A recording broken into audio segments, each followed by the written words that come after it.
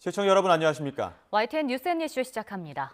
의대 증원에 반발하며 병원에 사직서를 낸 전공의들이 어제까지 6,400명에 이르는 것으로 나타났습니다. 오늘 아침부터는 진료 현장을 떠난 상황인데 의사와 환자가 몰린 서울의 주요 5개 대형 병원에서는 진료 차질이 불가피한 상황입니다. 현장에 나가 있는 취재기자 연결해 보겠습니다. 김혜은 기자.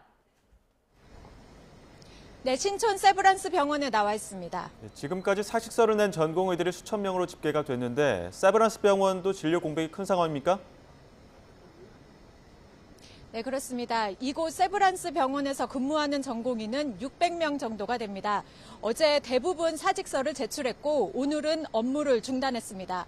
세브란스 병원에서는 수술이 하루에 200건, 일주일에는 1,600건 정도씩 이뤄지는데 이달 말까지 예정된 수술이 이미 절반 이상 연기된 상태입니다. 빅5의 다른 병원들도 전공의들이 일손을 놓으면서 수술 날짜를 조정하고 있습니다. 보건복지부가 어젯밤까지 집계한 자료를 보면 전국 수련병원에서 사직서를 낸 전공의들이 6,400명입니다. 100개 수련병원 통계인데 해당 병원들 전체 전공의의 절반을 훌쩍 넘는 수치입니다. 사직서를 낸 전공의들 가운데 25%는 근무지를 이탈한 것으로 확인이 됐는데 오늘부터 근무를 중단하기로 했기 때문에 이 규모는 더 커질 것으로 보입니다. 정부는 어제까지 730명에 대해 업무 개시 명령을 내렸습니다. 진료 차질이 빚어지면서 환자 피해 사례도 늘고 있습니다. 정부가 어제 가동한 피해 신고센터에는 34건이 접수됐고 중증 수술이 취소된 피해가 대부분이었습니다. 네, 의료 공백이 본격화하면서 환자들 피해가 점점 늘어나는 게 걱정인데 정부가 어떤 대책을 내놨습니까? 네, 정부는 우선 이런 대형 병원들을 중심으로 비상 진료 체계가 잘 운영되도록 보상을 강화할 방침입니다. 남아있는 의료 인력에 대한 보상을 늘려서 의료 공백을 최소화하겠다는 겁니다.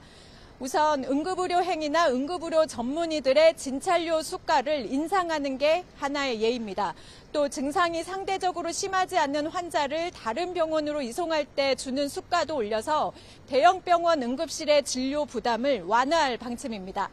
입원 환자들에 대한 정책 지원금도 신설해서 환자를 진료하는 전문의들에게 추가적인 보상도 해줄 방침입니다. 권역 외상센터의 인력이나 시설 등을 활용할 수 있도록 하고 입원 전담 전문의의 업무 범위를 확대해서 진료할 수 있는 환자 수를 한시적으로 늘리기로 했습니다. 또 인턴이 필수 진료과에서 수련하다가 응급실이나 중환자실에 투입되더라도 이 기간을 필수 진료과 수련으로 인정해주기로 했습니다. 지금까지 신촌 세브란스 병원에서 YTN 김혜은입니다. 군 당국이 의대 증원 방침에 반발해 불거진 의료 공백 우려에 대응해 군 병원 응급실을 개방합니다. 국방부는 오늘부터 국군 수도병원과 대전병원 등 전국 12개 군 병원의 응급실을 민간에 개방해 응급 환자 진료를 지원한다고 밝혔습니다. 이에 따라 군 병원을 이용하는 민간인은 차량에서 내리지 않고도 신분증 확인을 할 수 있게 출입 절차가 간소화되고 현장에는 민간인의 안내를 돕기 위한 인원도 추가로 배치됩니다. 이와 관련해 전하규 대변인은 오늘 정례 브리핑에서 군 의료 지원은 장병들 진료에 제한되지 않는 범위 내에서 지원하는 것이라며 민간 외래 환자 진료와 군의 간 지원은 앞으로의 상황을 고려해 검토할 것이라고 설명했습니다. 부산대병원을 비롯한 부산과 경남 지역 전공의들도 잇따라 사직서를 제출하고 있습니다. 수도권을 제외한 지역 의료도 혼란이 빚어질 것으로 보이는데요. 현장 연결해서 자세히 알아보겠습니다. 이명준 기자. 네, 부산대학교 병원에 나와 있습니다. 부산, 경남 전공의들도 의료 현장 떠나기 시작했다고 알고 있는데 지역 상황 어떻습니까? 병원은 여전히 환자들 발길이 이어지고 있습니다. 큰 불편함을 느낀다는 환자들 목소리는 아직 나오지 않고 있습니다. 하지만 제가 나와 있는 부산대병원에서도 전공의들의 집단 행동이 이어지며 환자들 불편은 피할 수 없어 보입니다.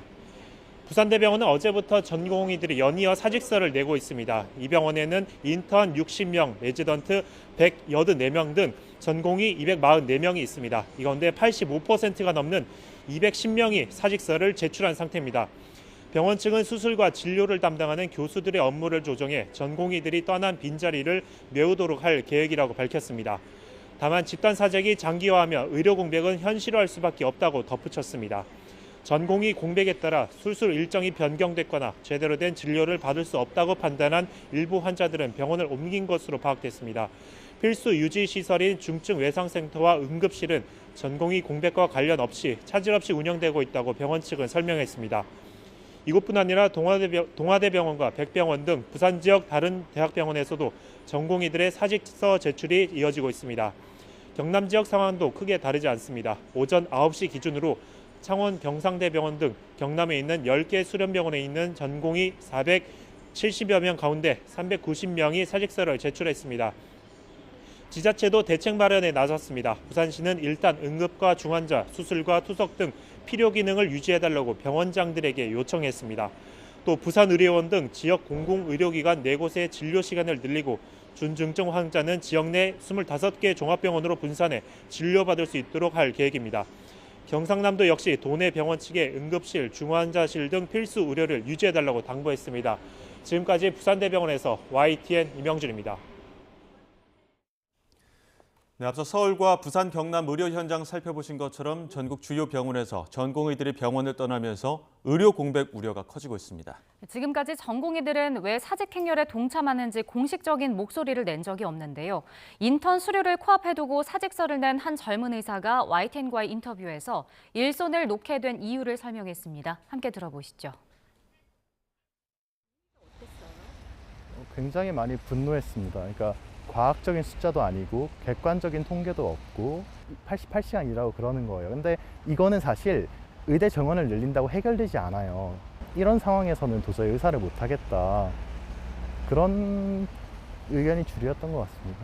헌법에 명시된 우리의 국민 한 사람으로서의 권리라고 생각합니다. 그래서 그냥 자발적으로 사직을 한 겁니다.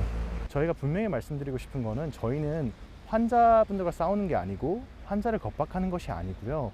그 다음에 절대로 사람이 죽어서는 안 된다고 저는 생각하고 있어요. 저는 정부와 싸우고 있는 것입니다. 정부의 잘못된 정책과요.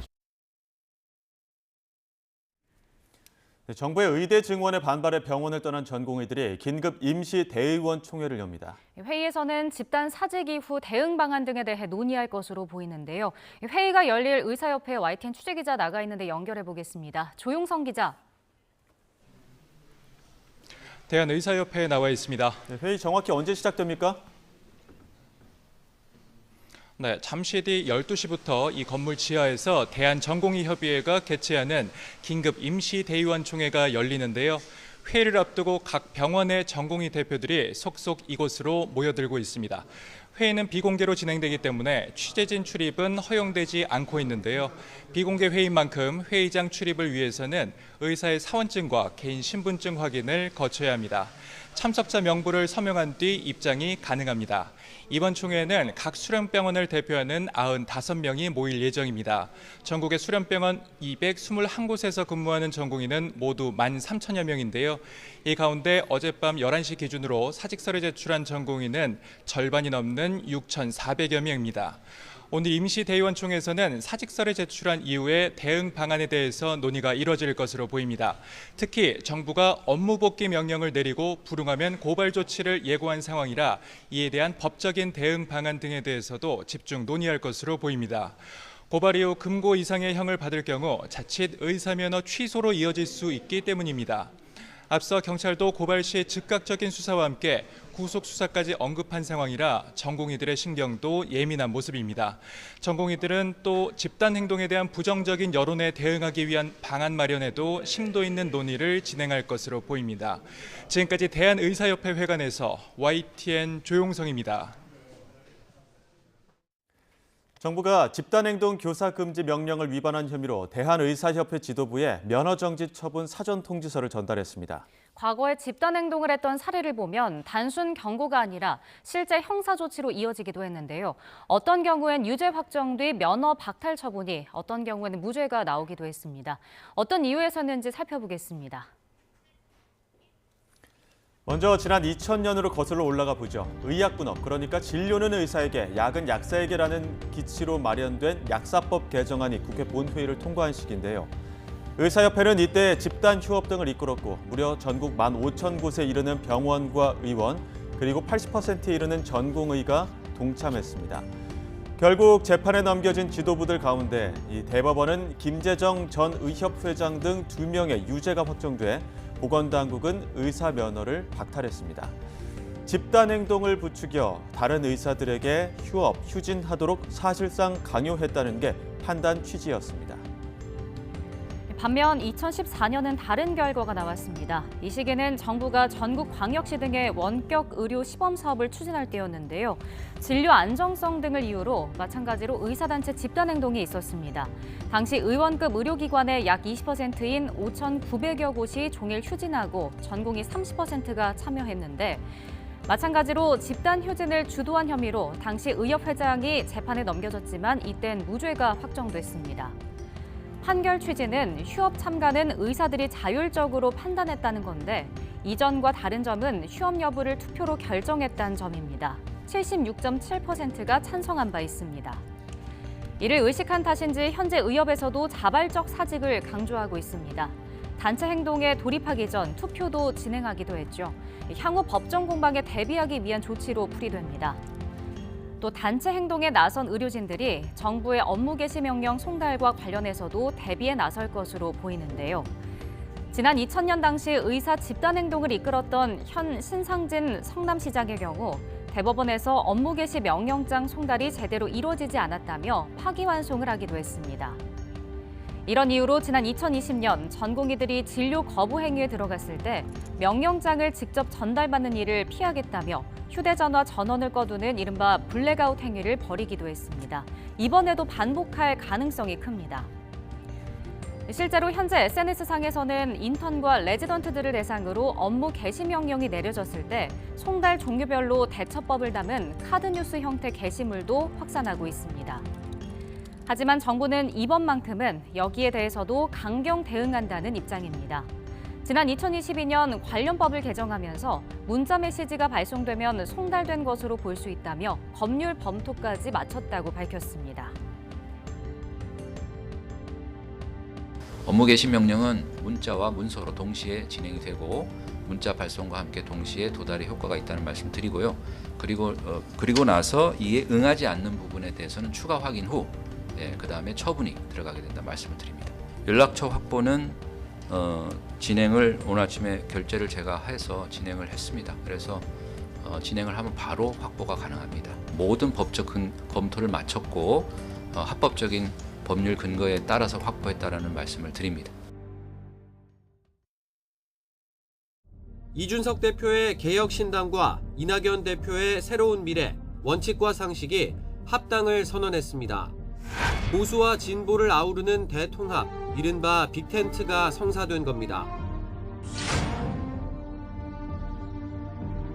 이호정 의원의 사상이 아주 저희가 좋아서 아니면 또 정책이 아주 좋아서 저희가 영입한 건 아니지 않습니까? 당대표가 페북에서 공천 안 주겠다고 선언하고 그것도 부적절한데 이낙연 대표에게 같이 공개 선언하라 이렇게 요구를 하면 안 되죠.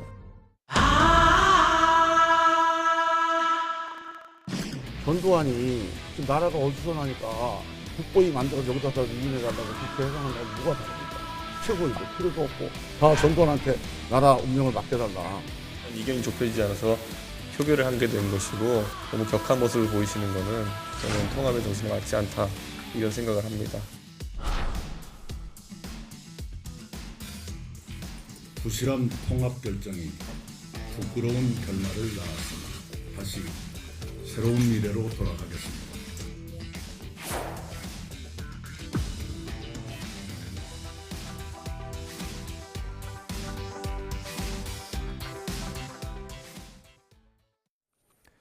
극적으로 제3지대 통합을 이뤘던 이낙연, 이준석 공동대표가 통합선언 11일 만에 결별했습니다. 이낙연 대표는 이준석 대표 측의 선거 전권 위임 결정은 민주주의 정신을 훼손한 거라며 새로운 미래로 돌아가겠다고 밝혔습니다. 국회 연결합니다. 손효정 기자. 네, 국회입니다. 이낙연, 이준석 대표 결국 각자의 길을 가기로 결정했는데 자세한 입장 전해주시죠. 네, 어제 개혁신당 최고위원회의 뒤 신당 잔류 여부를 고민해왔던 이낙연 대표는 오전 11시 기자회견을 열고 이준석 대표와의 결별을 선언했습니다.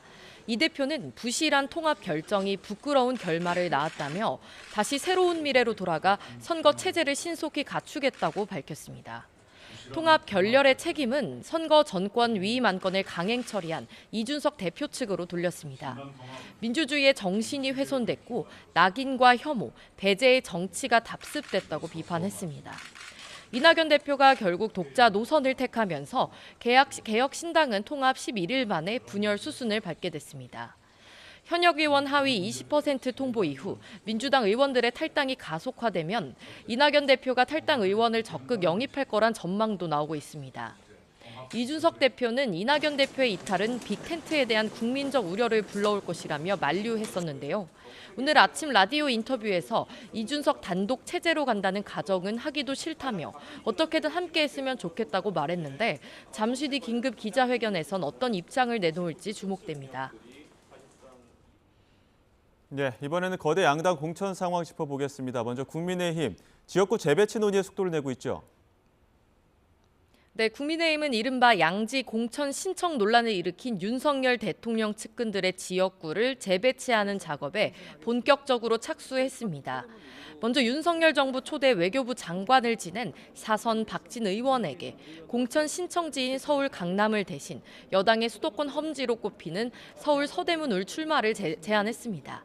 장동혁 사무총장은 국회에서 기자들을 만나 이번 선거는 매우 어려운 선거고 승리해야 하는 총선이라며 공간위에서 이 같은 의견을 모았다고 말했습니다.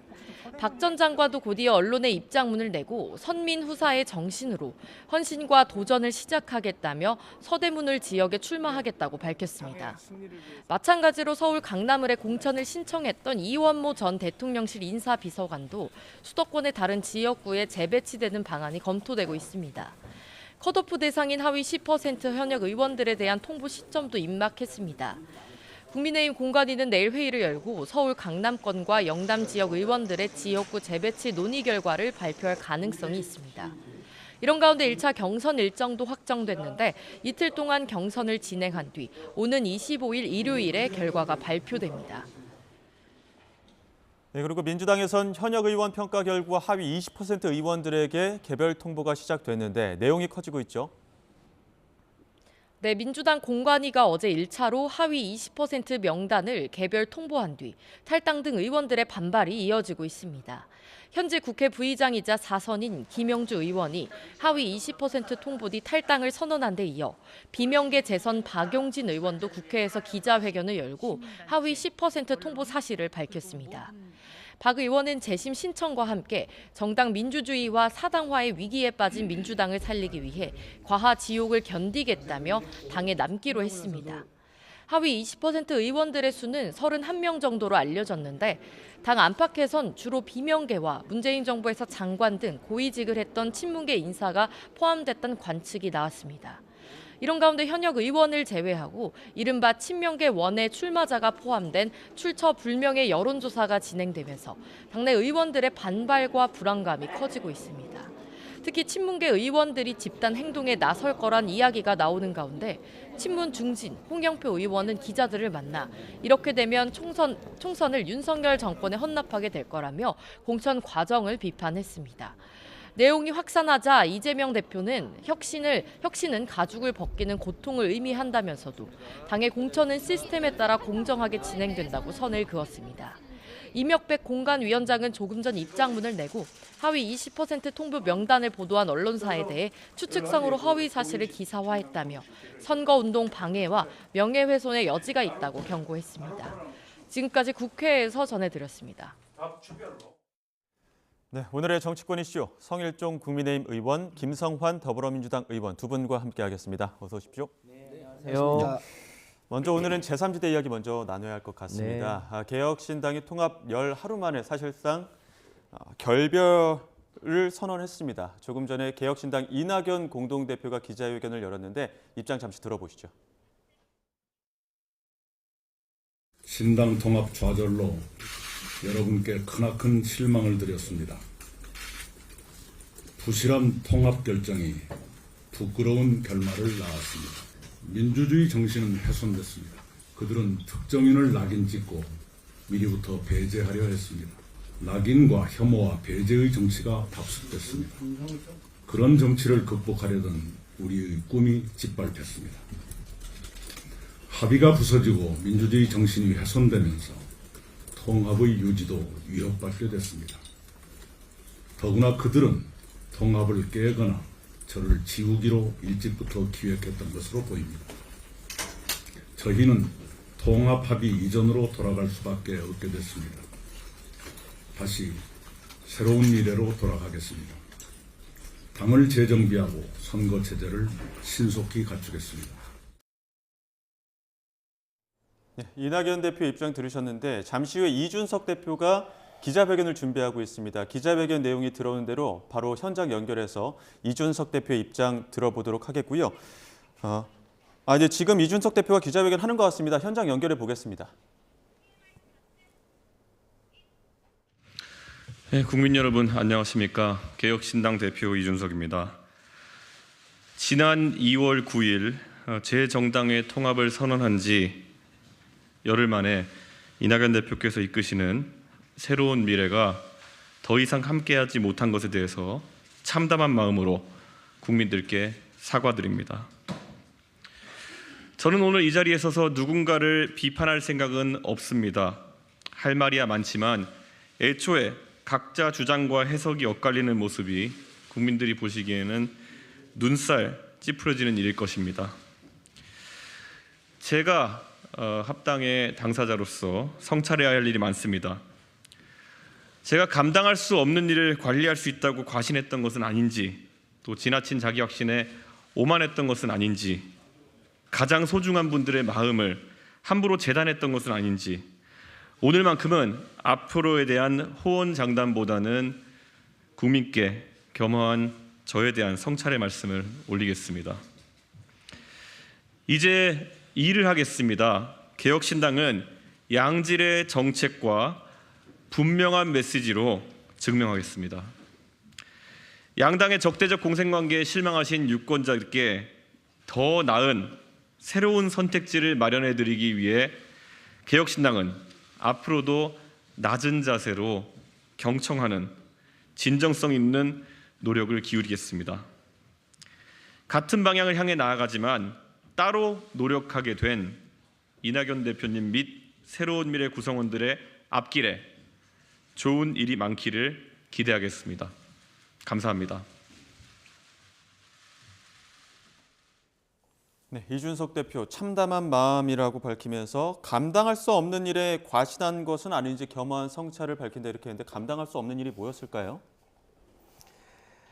좌파의 총리를 하셨고요. 이낙연 대표께서 또 민주당의 당대표를 하셨거든요. 이준석 대표가 우파의 당대표를 하셨어요. 예. 전혀 어울리질 않잖아요. 또 두 번째, 정치적인 철학이나 방향성이 전혀 일치하지 않습니다. 지지 기반이 불일치합니다. 예. 또 세 번째는 이 두 분의 대표들이 성격이 개성이 강하신 분들인데 이분들이 중도층에 어필할 수 있는 공통의 분모가 없잖아요. 그런데 이분들이 설 민심을 앞두고 국고의 보조금이나 또 설 밥상에 올리기 위해서 인위적으로 이게 통합을 하다가 보니 이 설 민심을 드셨는데 여기에서 배탈이 난 거죠. 당연한 결과라고 생각을 하고 전 지금이라도 방향성이나 철학적 지향점이 틀리기 때문에 지금이라도 이게 헤어져서 각각의 길을 간다고 하는 게 전 맞지 않나 싶습니다. 애초에 잘못된 만남이었지요. 이준석 대표 뭐 비판할 생각은 없다라고 했지만 김종민 의원의 어떤 비판 내용을 들어보면 정권을 위임해달라 이런 내용들 때문에 좀 갈등이 더욱더 격화된 것 같거든요. 어떻게 바라보셨습니까? 네, 이제 그게 도화선이 됐는데 사실은 그 이전부터 뭐 여러 가지 불협화음이 예정되어 있었던 거죠. 예. 우리 성일정 의장님 말씀하신 대로 처음부터 일종의 잘못된 만남이었다고 보여지고 이제 수학으로 보면 1+1은 2인데 정치에서는 1+1이 3이 되는 경우도 있고 1+1이 0.5가 되는 경우도 있지 않습니까? 근데 이 경우는 대표적으로 1+1이 2가 아니라 0.5가 된 케이스 아닌가 싶습니다. 예. 애초에 어울리지 않는 만남이었죠. 예. 실제로 노선이 다르고 지지 기반도 다르고 그러다 보니까 당연히 이제 합당해서 정책을 추진해 나가는 전 과정에서 소위 주도권 다툼을 하지 않을 수 없었고 이준석 대표가 전권을 소위 이제 선거와 그 정책 발표에 대해서 전권을 달라고 하니까 그런 경우가 어디 있냐를 이제 전두환과 국보위에 비교하면서 사실상 결별이 예고되지 않았나 싶습니다. 지금 남은 분들은 어떻게 되는 겁니까? 남은 분들? 제가 볼 때는 지지 기반이 흔들린 거예요. 예. 이준석 대표의 지지 기반이 많이 탈당을 하고 흔들렸잖아요. 이낙연 대표의 지지 기반이 호남이잖아요. 예. 호남도 정말 잘못된 만남이라고는 인식으로 보기 시작을 한 거지요. 그러다 보니까 여기에서 어떻게 하면 좀 헤게모니 싸움에서 명분을 잡을까 이러한 싸움이 그 안에서 치열하게 벌어진 것 같은데 예. 그게 예를 들면 정책이나 뭐 여러 가지 명분을 가지고 나왔지만 국민들께서는 정확하게 알고 계신 겁니다. 아, 이거는 지지 기반이 틀리고 같이 할 수 없는 사람들이 이렇게 합치다 보니까 이게 최한 거다. 문제가 있지 않니? 이 비판으로부터 이제는 각각의 명분을 잡아서 나오기 위한 지금 정치적 행위를 하고 있다라고 보여집니다. 네, 지금 원칙과 상식, 그러니까 민주당 탈당파 의원 3분이 있지 않습니까? 김종민, 조응천, 이원흑 의원. 근데 김종민 의원 같은 경우에는 지금 이낙연 대표와 어느 정도 노선을 함께하는 것 같고요. 그럼 조응천 의원이랑 이원흑 의원은 어떻게 되는 겁니까? 현재 분위기로 보면 조응천 의원과 이원욱 의원은 이준석 신당에 남을 것으로 보여집니다. 그런데 그 의원님들 역시 매우 개성이 강한 분들이어서 예. 이준석 대표와 얼마나 호흡을 맞출지에 대해서는 지켜봐야 되는데 그 역시 쉽지 않을 것 같다는 느낌이 아직도 있습니다. 그러면은 그 안에서는 이제 갈등의 불씨가 남아있다라고 보시는데 성일종 의원님도 같은 생각이십니까? 예, 뭐 늘상 정치는 대의 명분으로 하는 거잖아요. 그 예. 명분에 반하지 않으면 어떤 그런 정치적인 행위가 언제든지 바뀔 수가 있다고 좀 보여지고 특히 새로운 당을 만드는데 얼마나 명분이 중요하겠습니까? 국민 어필을 해야 될 거 아니에요. 이 부분에 맞지 않으면 언제든지 저는 분리할 수가 있다고 생각을 합니다. 예, 근데 지금 이낙연 대표는 결별을 선언을 했지만 어찌됐든 지금 그 개혁신당 안에는 어떻게 보면 갈등의 뇌관이라고 할 수 있었던 배복주 정의당 전 부대표도 계시는 거 아닙니까? 이 부분도 어느 정도 좀 결론이 날 거라고 보십니까? 사실 그런 걸 명분으로 삼아서 이 분리하기 위한 정치적인 그 메시지를 주기 시작했던 것이지요. 예. 저는 뭐 그 여러 가지 그 문제점을 제기한 거는 근본적으로 지지 기반도 틀리지만 대의 명분도 없었기 때문에 그런 문제를 끌어낸 거라고 봐요. 예, 지금 이 문제들 중에 여러 가지 이야기들, 해석들이 나오고 있습니다만 특히나 이제 이준석 대표가 김종인 전 비대위원장을 공관위원장으로 이제 모시기 위해서 어떤 의도한 부분들이 좀 있다 이런 이야기들도 나오는데 김종인 위원장의 생각은 어떻습니까? 김종인 비대위원장 끌어들이는 것은 전 아주 잘못된 일이라고 보여지고 예. 국가 큰 어른에 대한 예의가 아니라고 생각을 해요. 예. 김종인 비대위원장은 국가적으로 봤었을 때 힘들거나 국가가 힘들거나 또 어느 정당이 제 기능을 못할 때 비대위원장을 하신 분입니다. 예. 우파가 상당히 힘들 때 오셔가지고 재건을 하셨고요. 예. 또 그러한 자부심을 갖고 계신 분이에요. 그런데 그런 분을 지금 뭐 개혁신당의 공천위원장으로 모셔갈 거라 있을 수 없는 이야기고요. 그렇지 않아도 비대위원장님을 제가 통화를 했습니다. 아, 오시기 직전에? 예, 그렇습니다. 전혀 그럴 일이 없습니다. 그리고 그런 데에 가실 분이 아니고 국가의 큰 방향성을 제시하거나 예. 위기가 왔었을 때 조언하는 역할을 하시는 분이지 이러한 소수의 몇 사람들에 의해서 이름이 오르고 내리고 하는 것은 결코 바람직하지 않고 이건 김종인 위원장님에 대한 명예를 훼손한 일이라고 생각을 하고요. 예. 앞으로 그런 이름을 좀 올리시지 않으셨으면 좋겠습니다. 김종인 위원장도 그런 말씀을 하시던가요? 갈 생각도 전혀 없다. 물론입니다. 그럼 예. 지금 이 사태에 대해서 뭐라고 하시던가요? 그러니까 합치면 안 되는 세력들이 합쳐가지고 이런 사단이 난 거다 이렇게 말씀하신 거지요. 예, 지금 어찌됐든 간에 개혁신당이 이대로 순탄하게 갔다면 가는 대로 어느 정도 이번 총선의 변수가 됐을 거고 지금 이렇게 파열음이 나는 것도 어떻게 보면은 양 당에도 어느 정도의 영향이 있을 텐데 민주당 입장에서 보시기에는 지금 이 개혁신당의 빅텐트가 어쨌든 좀 쪼개진 모습은 어떤 영향이 좀 있다고 보십니까?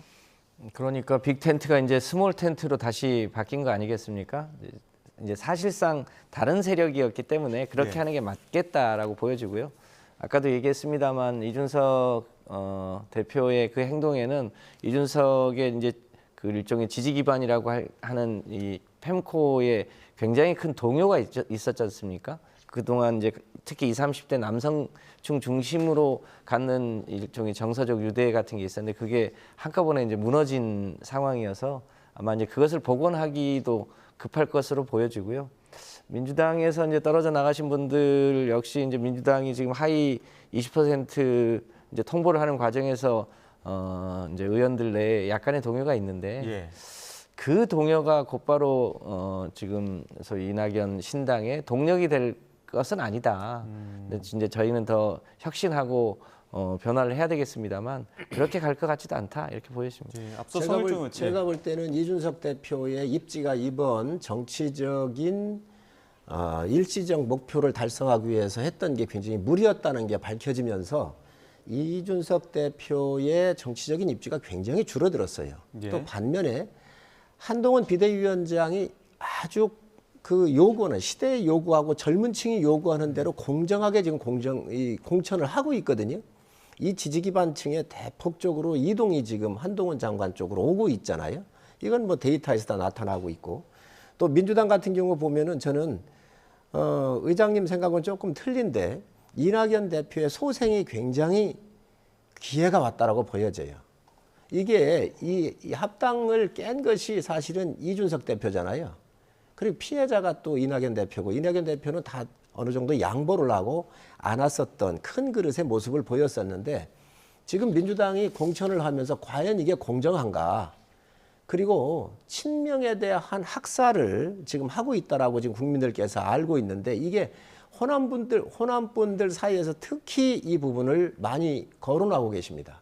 저희 지역의 호남향후회를 그저께 제가 만났어요. 식사를 하면서 그랬더니 이 이야기를 하던데 그래서 지금 호남에 대한 민심이 과연 어디로 이게 향배가 갈 것인지에 대한 굉장히 주시의 관점인데 제가 볼 때는 이번에 공천이 공정하게 이루어지질 않고 사천으로 가면서 호남의 민심이 이낙연 쪽으로 가게 되면 민주당이 굉장히 어려울 거라는 생각을 하고 있습니다. 그 부분 이제 이준석 대표 측과 이낙연 대표 측의 어떤 각 양측의 입장을 들어봐야 누가 조금 뭐 피해가 있었는지 이런 부분은 조금 더 명확하게 알 수 있을 것 같은데 다시 한번 말씀해 주세요. 우리 성일종 의원님의 희망사항을 해석에 붙이신 것 같습니다. 아무래도 저희 민주당이 좀 더 예컨대 어려워지거나 혹은 분열하거나 이걸 바라시는 의미에서 이제 그렇게 얘기하시는 것 같은데 전반적으로 보면 민주당이 이제 야당이기 때문에 오히려 여당보다 더 혁신해야 되는 숙제가 있고 총선 시기의 혁신이라는 게 결국 이제 인물을 더 나은 인물로 교체하는 과정이고 그런 교체하는 과정에서 당연히 현역들이 불만을 갖게 될 수밖에 없지 않습니까? 예. 이제 그런 과정에서 약간의 일종의 부스러기, 떡고물 이런 게 이제 노릴 수는 있겠는데 그것이 특히 이낙연 대표님 같은 경우는 분당하는 과정에서 특히 호남에 있는 민주당 지지자분들이 열에 9명이 아니라 열에 10명 다 이 분당에 탈당의 명분이 없다고 얘기를 하고 계셔서 그 힘이 이낙연 대표 쪽으로 가지는 않을 거다라는 게 저희 만약에 예측입니다. 그렇다고 한다면 지금 민주당에서 예를 들면 원내대표 하신 우리 부천에 홍영표 의원님을 비롯해가지고 이런 분들의 지금 여론조사할 때 이름이 빠져 있잖아요. 그런 걸 다 넣으셔야 돼요. 그리고 지금 민주당에서 밀실공천이나 친명공천이 아니라고 한다면 이 데이터를 내놔야 합니다. 어느 기관에서 했는지 언제 했는지 그 데이터의 그 기반은 무엇인지를 그 객관성 있게 해야 된다. 조금씩 짚어보도록 하고요. 그런 이야기 지금 말씀이 나왔기 때문에 일단은 그 총선 50일 앞두고 민주당 공천 갈등 잠시 좀 짚어보겠습니다. 왜냐하면 지금 민주당에서 하위 20% 현역 의원 그 통보가 이루어지면서 4선의 김영주 의원 국회 부의장 탈당 선언까지 했기 때문에 이와 관련해 또 박용진 의원도 의정활동평가에서 하위 10% 분류됐다 이런 통보를 받았다는 입장을 밝혔습니다. 그 박용진 의원의 이야기 그리고 친명계의 정성호 의원 이야기까지 함께 들어보겠습니다. 박용진이 꼴찌다라고 하는 평가를 제 스스로 공개한 거예요. 치욕스럽죠. 그런데 정치욕을 견디고 가는 거는 국민을 믿기 때문이고요. 여러분들이 냉정하게 지켜보셨으니까 이 평가가 맞는지 틀리는지도 여러분들이 판단해 주시면 고맙겠고요. 당대표 경선, 대통령 후보 경선 그 과정이 이렇게 평가받는 건가? 뭐 이런 생각도 들긴 합니다만 저는 뭐 불하지 않겠습니다. 민주당에서는 선출직 공직자 평가위원회가 이미 구성돼 있고 지난해 다 이미 평가 끝났습니다. 예. 지금 공천에 지음해서 평가한 게 아니고요. 거기에서 독립적 기구가 객관적으로 평가했기 때문에 저는 뭐 그 평가에 대해서 왈가왈부할 수는 저는 없다고 생각합니다. 우리가 시험 보고 나서 채점이 잘못됐다고 하면서 답안지 내놔라. 뭐 이런 요구하는 건 똑같은 거 아니겠습니까? 네, 박용진 의원이 하위 10%로 선정된 배경, 물론 평가자 입장은 아니겠지만 어떻게 좀 추측해 볼 수 있을까요? 저는 뭐 객관적인 데이터를 다 뭐 제가 볼 수 있는 입장은 아닙니다만 예. 각각의 이제 선출직 의원에 대한 평가에 대한 배점들이 있습니다. 예.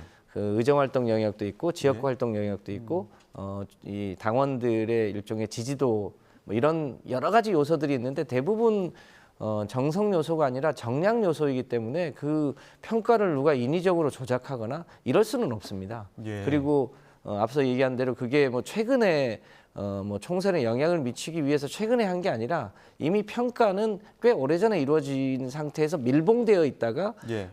그게 이제 공천 심사 과정에서 공관위 위원장한테 전달되고 공관위 위원장이 당사자들에게 소위 비공개로 전달하는 거거든요. 지금은 이제 이의 신청을 하는 기관에 있고 이의 신청 과정에서 그 자료를 보여주는지 여부는 제가 잘 모르겠습니다만 예. 그 평가 자체를 무슨 인위적으로 조장하거나 특정 세력을 뭐 모욕 주기 위해서 하거나 그렇지는 않고 제가 4년 전에도 똑같은 평가를 했는데 예. 4년 전에는 사실은 단 한 분도 그 평가 대상자들이 이의 제기를 하지는 않았었거든요. 예. 평가 자체는 4년 전이나 지금이나 똑같다. 꼭 보셔야 합니다. 예, 그 정성호 의원은 이거 시험 다 보고 나서 점수 안 나오니까 채점지 시험지 다시 보자 이러는 거 아니냐 이런 주장을 하시는데 어떻게 보십니까? 박용진 의원은 제가 4년 동안을 정무위에 있으면서 같이 일을 해본 분이에요. 예? 일을 참 잘해요. 예. 그리고 그 좌파 우파 시민단체 의장님도 잘 아시지만 270여 개의 시민단체에서 국정감사할 때 한 20일 이상을 와가지고 모니터링을 합니다. 어느 의원이 정책적으로 얘기를 하고 질의를 잘하고 또 여러 가지 법안을 어떻게 했는지에 대해서는 평가를 해서 1년에 한 번씩 상을 줘요. 제가 8년 동안을 연속 받았어요. 2명이 나왔는데 그중에 박용진 의원이 들어가 있었어요. 정말 열심히 하는 분이에요. 김영주 의장도 그 상 받을 때 의장님도 오셨지만 많이 오셨어요. 그래서 그때 상 받는 의원 수가 300명 중에서 한 6, 70명 정도가 되거든요. 열심히 하는 분입니다. 그래서 제가 드리는 말씀은 이 상을 기준으로 볼 수밖에 없는데 지금 정량이나 정성으로 했다 그러면 특히 정량으로 했으면 몇 개의 샘플을 여론조사를 어떻게 했고 어떤 항목으로 했으며 어떤 데이터를 가지고 했는지 어느 기관에서 했는지 이 샘플 수를 다 내놔야 될 거 아니에요.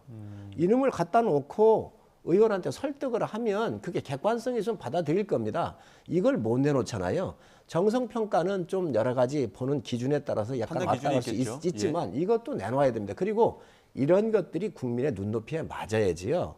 지금 친명과 친명 공천, 밀실 공천을 하다가 보니 이에 대한 국민의 눈높이가 맞지 않는 거 아닙니까? 그러다 보니까 이분들이 튀시는 거고 이런 것들이 지금 호남 지역이나 민주당 지지자 사이에서도 이게 인정이 안 되기 때문에 친명의 민주당 지지자와 친문의 민주당 지지자들은 갈리는 것이지요. 그리고 이 반발하고 있는 의원들에 대한 이 소구가 국민들한테 좀 전달되고 있다.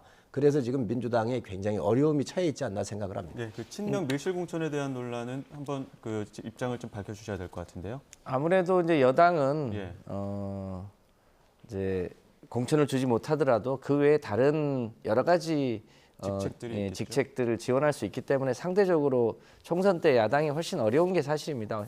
유일하게 지역구에 출마하거나 혹은 비례대표 가거나 근데 비례대표도 뭐 쉽지 않은 상황이기 때문에 우리 김영주 의원님은 개인적으로 참 아쉽습니다. 김영주 의원님은 특히 무슨 친명도 비명도 아닌 분이셔서 특별히 무슨 지도부에서 김영주 의원에게 별도로 불이익을 줄 아무런 이유가 없습니다. 예. 매우 객관적으로 평가했다고 하는 뭐랄까 기준이기도 하죠, 오히려. 근데 이제 그런 면에서 김영주 의원이 지금 사실은 경선을 치러야 되는 입장이거든요. 예. 유력한 상대 후보가 전직 구청장 출신이에요. 그래서 하위 평가를 안 받고 경선을 치러도 사실은 이기가 쉽지 않은 젊은 신인인데 사실은 이제 하위 평가까지 받으니까 본인은 이제 마이너스 점수까지 생기는 거 아닙니까? 그러니까 경선에서 이기기 어려운 조건도 반영돼서 이제 본인이 저런 선택을 하신 거 아닌가 싶은데요. 아무리 어렵더라도 그 평가를 신뢰해야 되고 필요하면 저는 그 당사자에게는 그 평가 지표를 보여주는 걸로 알고 있습니다. 예. 그걸 뭐 객관적으로 다 깔 수 있는 건 아니지만 당사자에게는 보여주기 때문에 그 당사자들이 보고 판단해서 저는 승복할 분은 승복할 거라고 봅니다. 여당의 힘이 있기 때문에 낙하산을 많이 내려보냈거든요. 그래서 여당도 사실 굉장히 소란스러웠어요. 저희가 20대 할 때 그래서 망했던 거잖아요.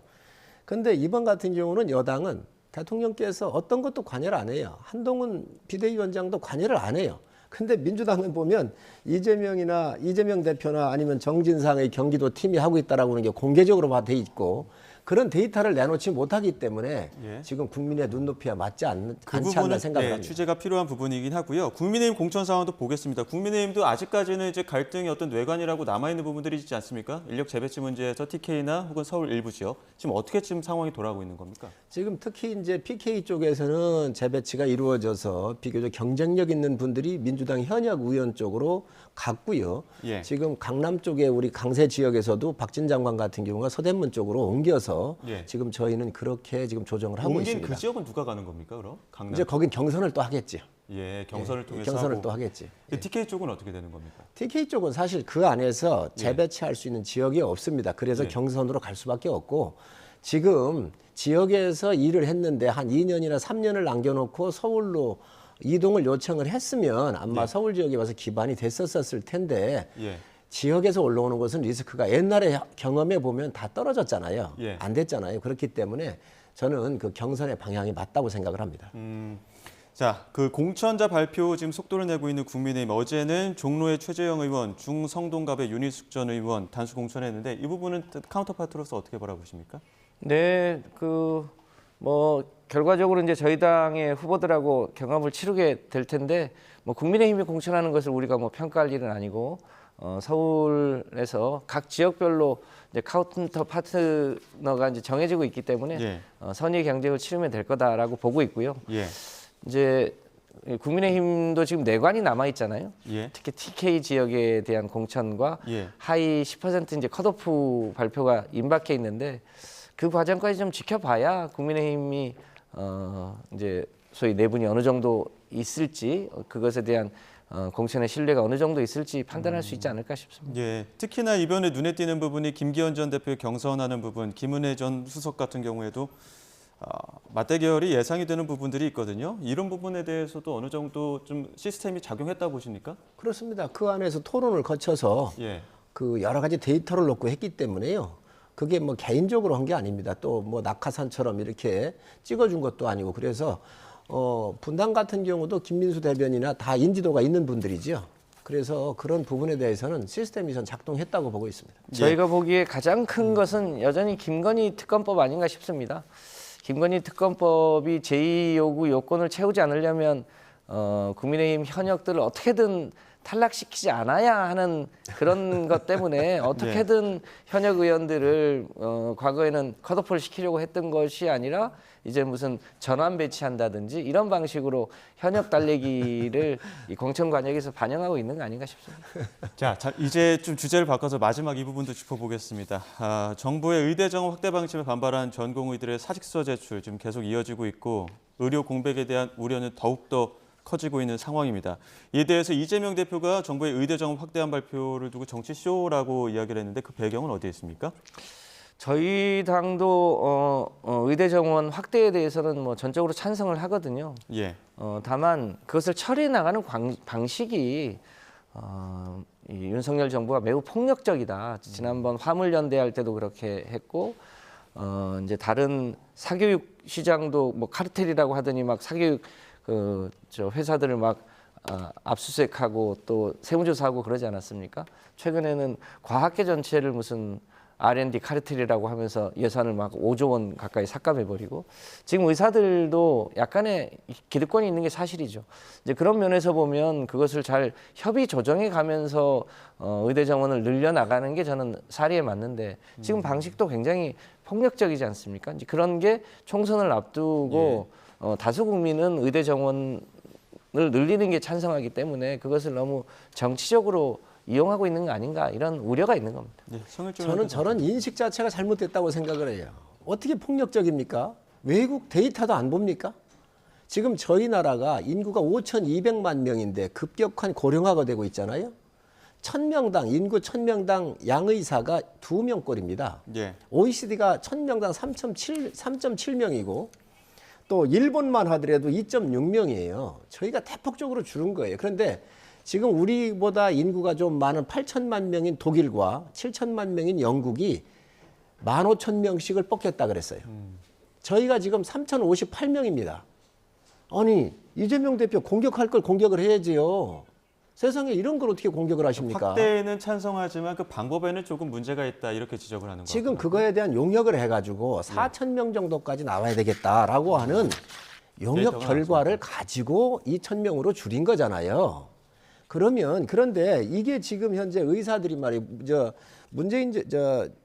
김대중 정부에서 2000년도에 의학분업을 하면서 그때 351명을 의대 정원을 줄인 겁니다. 약 20년이 지났는데 지금까지 한 7,000명 정도 의사가 안 나온 거예요. 이 피해를 다 누가 보고 있습니까? 지금 시골에 가면 지방에 가면 필수 의료 인력을 의사들을 5, 6억을 줘도 지금 구할 수가 없습니다. 이 피해를 누가 봐야 됩니까? 그러니 늦었지만 빨리 지금 의사를 증원을 해야지요. 그런데 지금 이렇게 여기에 밥그릇 싸움이 돼가지고 지금 이렇게 해서는 안 됩니다. 그리고 제가 정책의장을 할 때 이 문제를 다뤘었습니다. 그때 351명까지는 증원을 줄였었던 인원까지는 동의를 하겠다 그랬는데 그거 가지고 안 되잖아요. 저는 빨리 의사들이 국민의 생명과 관련된 겁니다. 2,000명 이런 부분에 대해서 따지시지 말고 필요하면 테이블에 올라와서 협상을 하더라도 수술실로 돌아오셔가지고 빨리 국민의 생명을 지켜주시기를 간곡히 호소합니다. 아니 문재인 대통령 시절에 문재인 정부 시절에 지역의사 연 400명 늘리겠다고 할 때 당시 국민의힘은 그거 반대하셨습니다. 그거는 의과대학을 지역에 짓는 것 자체를 반대하는 것이지요. 왜 입장이 바뀌었는지도 좀 해명하셔야 됩니다. 그 의장이 그거는 이렇게 보셔야 돼요. 의과대학을 새로 지역에 학교를 만들어 가지고 의과대학을 하려고 한다면 그 학교를 짓고 하는데 돈이 3천억 4천억이 들어가요. 그러니 그렇게 하지 말고 기존에 있는 의과대학에다가 증원을 내서 빨리 내보내는 게 맞지요. 예, 알겠습니다. 그러니까 지금 문재인 정부 시절에는 새로운 의과대학을 신설하는 거에 대해서는 반대하셨지만 그렇습니다. 지금 기존에 있는 의과대학을 조금 더 증원해서 의사 정원을 늘리는 것에 대해서는 적극적으로 찬성하신다? 모든 인프라가 지금 갖춰져 있잖아요. 교수회 때부터 시설까지. 그런데 어느 세월에 각 지역에 공공의료를 한다 그러면서 병원을 새로 지을 수가 있겠습니까? 알겠습니다. 여기까지 듣도록 하겠습니다. 지금까지 성일종 국민의힘 의원, 김성환 더불어민주당 의원 두 분과 함께했습니다. 고맙습니다. 네, 감사합니다.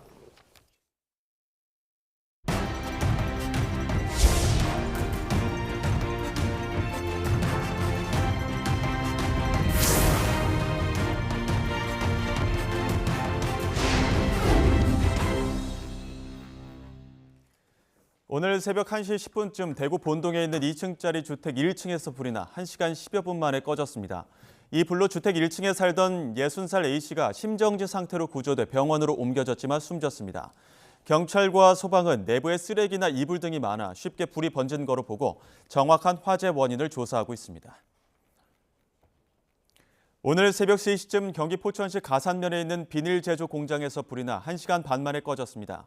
이 불로 화재 진압 작전을 하던 50대 119 대원이 넘어져 허리를 다쳤고 공장 안에 있던 직원 2명이 대피했습니다. 또 공장 건물 절반 정도가 불에 탔습니다. 소방당국은 정확한 화재 원인과 피해 규모를 조사하고 있습니다. 오늘 오전 7시 반쯤 충북 진천군 중부고속도로 하남 방향 진천터널 인근을 달리던 버스에서 불이 났습니다. 불은 신고를 받고 출동한 소방당국에 의해 30여 분 만에 꺼졌습니다. 사고 버스는 통근버스로 운전자 등 수십 명이 타고 있었지만 불이 나자 모두 대피해 인명피해는 없는 것으로 전해졌습니다. 경찰과 소방당국은 운전자의 진술 등을 토대로 정확한 화재 경위를 조사하고 있습니다. 300억 원이 넘는 임금을 체불한 혐의로 박영우 대유이니아그룹 회장이 구속됐습니다. 직원들은 생활고로 하루하루 어려운 시간을 버티고 있는데 골프장을 팔아 문제를 해결하겠다던 박 회장은 매각 대금을 받고도 자신의 몫만 챙긴 것으로 드러났습니다. 보도에 이하린 기자입니다. 박영우 회장은 2021년 초부터 지난해 9월까지 직원 600여 명의 임금과 퇴직금 347억 원을 지급하지 않았습니다. 지난해 국회 국정감사에서는 골프장 매각 대금으로 문제를 해결하겠다고 밝히기도 했습니다. 법적인 한도 내에서 최대한 노력을 하고 있습니다. 그래서 저희가 사적인 저희 골프장을 제가 매각을 하고요. 지금 골프장 매각이 이번 주 아니면 다음 주에 매각이 될 것 같습니다. 하지만 국감 답변과 달리 임금 변제에는 한 푼도 쓰지 않았고 오히려 자신이 회사에 빌려준 110억 원부터 챙긴 것으로 전해졌습니다. 그 사이 직원들은 자녀 보험까지 해약해 생활비로 써야 할 만큼 어려운 상황에 놓였습니다. 저희 부모님 같은 경우도 제 이름으로 지금 의료보험을 해서 그 병원을 다니시는데 지금 그거까지 체불이 되다 보니까 지금 병원 다니시는 것도 지금 문제가 되다 보니 박 회장은 미등기 임원이라 법적 책임이 없다고 주장해왔지만 검찰은 박 회장을 임금체불 사태의 최고 책임자로 지목했습니다. 매일 회사 경영 상황을 세세히 보고받는 등 실질적으로 그룹 운영 전반에 관여한 정황이 포착된 겁니다. 체불임금 지급 계획 있으세요? 노동자들 할 말 없습니까? 법원은 증거인멸과 도주 우려가 있다며 검찰이 청구한 박 회장의 구속영장을 발부했습니다. YTN 이하린입니다. 최근 기업 공개, IPO가 진행된 4개 종목에 20조 원에 달하는 청약 증거금이 몰렸습니다. 상장 첫날 주가가 공모가의 4배에 달하는 따따블 기대감에 투자 심리가 과열된 것으로 분석됩니다. 보도에 이영원 기자입니다.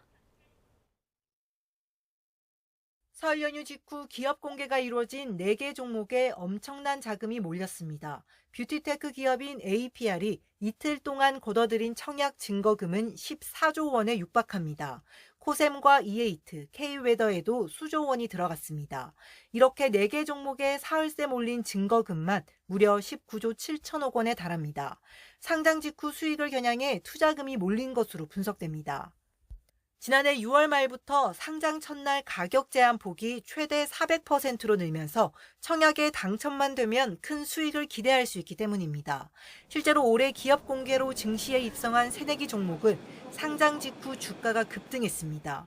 우진엔텍과 현대힘스는 공모가보다 4배 오른 따따블에 성공했고 다른 곳도 2배 이상 올랐습니다. 가격 제한 폭이 확대됨에 따라서 투기 수요로 공모주 열풍이 불고 있습니다. 큰 폭의 이 가격 상승으로 이득을 볼 수도 있는 반면에요. 큰 폭의 가격 하락으로 손실을 볼 수도 있다는 것을 의미합니다. 문제는 이들 종목 대부분이 상장 직후 반짝 급등한 뒤 급락한다는 점입니다. 기관 투자자마저 이 같은 단타 매매에 집중하면서 의무 보유 확약 비율은 10% 초반에 그쳤습니다.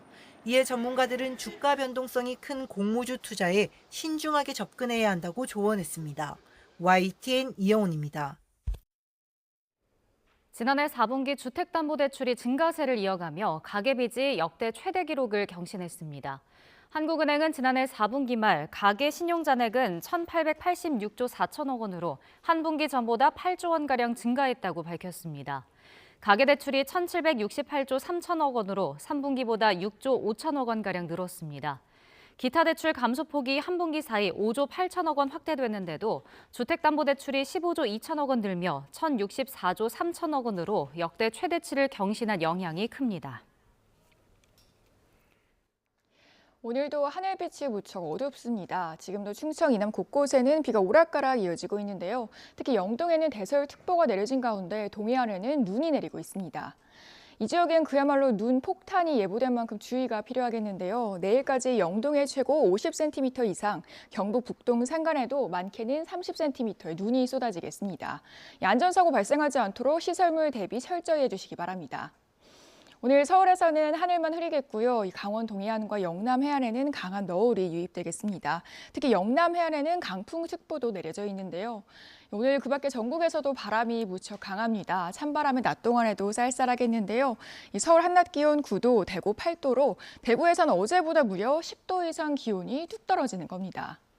이 지역별 낮 기온 더 자세히 살펴보면 오늘 대전 낮 기온 8도, 광주 11도 예상되고요. 체감 온도는 이보다 더욱 낮겠습니다.